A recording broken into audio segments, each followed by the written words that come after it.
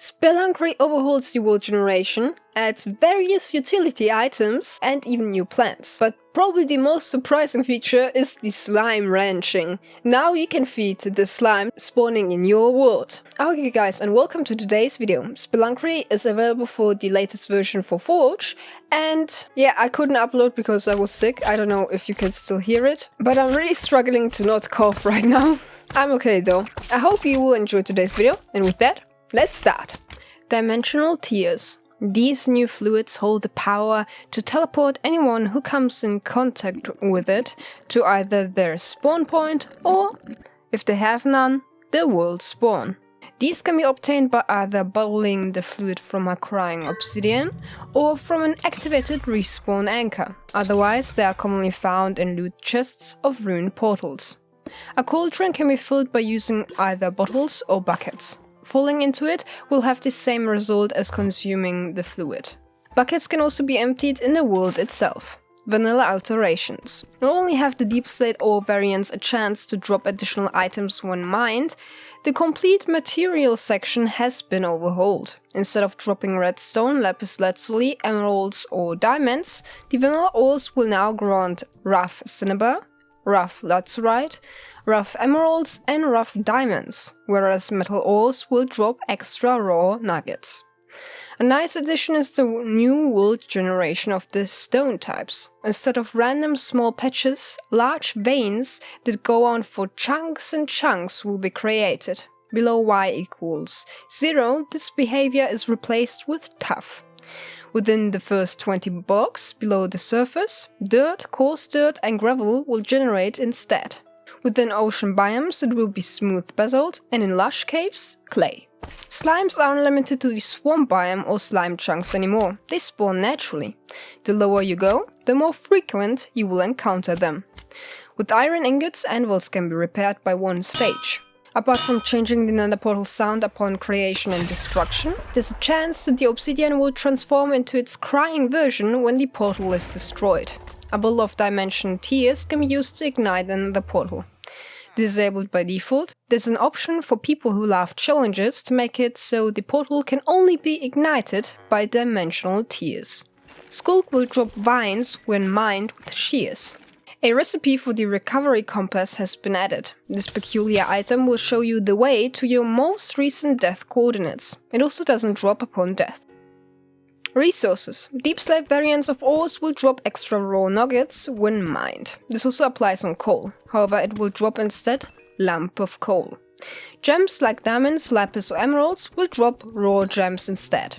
Gems are needed to be polished on a grindstone. Lazurite and cinnabar can create byproducts, raw gold nuggets or redstone dust respectively. However, diamond and emeralds can only be polished on an upgraded grindstone.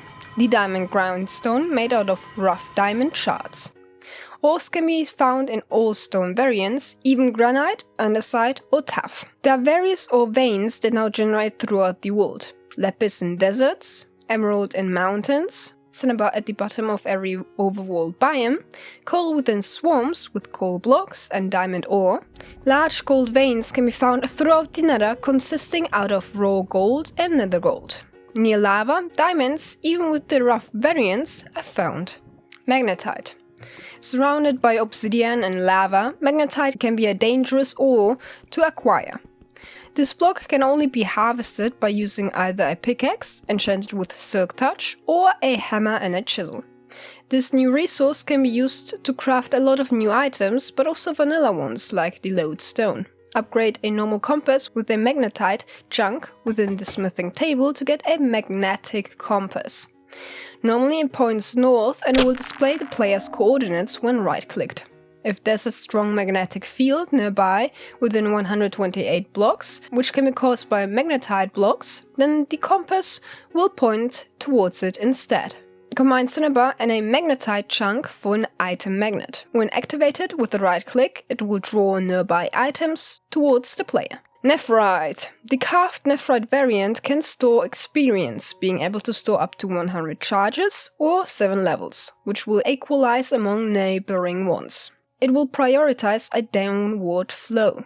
Nephrite siphons are used to convert XP into charge by draining XP from players that stand on it, or absorbing nearby experience orbs. Placed on carved nephrite, the fountain will drain the experience that's stored inside when receiving a redstone signal. Diodes will take one charge from the carved nephrite behind it and transfer it to one in front of it. This can be done in any direction, allowing more advanced transportation flow. However, a redstone clock is required, as it will only transport one charge per redstone signal. Charm can store up to 30 levels and transfer them back instantaneously. Salt.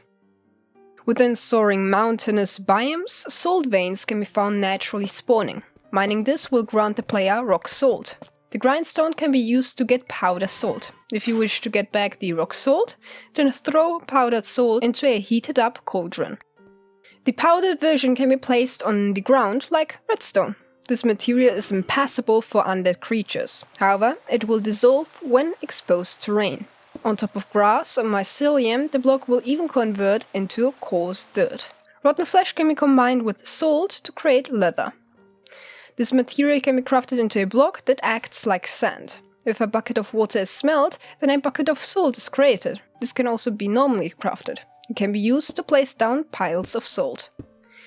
Rock salt can be crafted into various building blocks, even a salt lamp. Either placed down normally or hung from a ceiling, this light source can be toggled on and off with the right click. If a salt block is placed next to ice, these blocks will melt. Plants and fungi. The conch fungus is found on logs, walls near the surface, or abandoned mine shafts, and is an alternative for wood. Ink cap mushrooms will generate near red and brown mushrooms within caves. The pale version will only grow below y equals 0. The only use is for white and black dye. Growing on walls below y equals 0, the phosphor fungi and emusculum are an alternative for glowing sacs. Starting as a bottom mushroom to only grow into a criminy and then into a portabella, these mushrooms will grow on dirt or mycelium right below the surface. The huge variants can be found naturally in dark forests. Every stage can be eaten, the portabella even cooked, which will grant haste. Rarely the mealy bubcap can grow anywhere underground, stacking up to 8 in one block. Within moss patches, sporophyte will fit in more with its lusher color. Tangled roots are hanging from the ceiling. This plant can be climbed. Rope ladders are crafted from tangled roots. These can extend downward or be automatically retracted one by one. A nice add-on is these extended ladders don't need a support block behind them. Slime ranching. Slimes can now eat beetroot and raw chicken. When fed, they have a chance to produce slime balls. Do this actively with right clicks, or use the passive feeding feature by dropping the food items on the ground. This has a chance to increase their size by one stage. When inflicted with regeneration, no slime can harm you, no matter what size. Summon a new slimy friend by tossing a slime ball into a cauldron filled with water.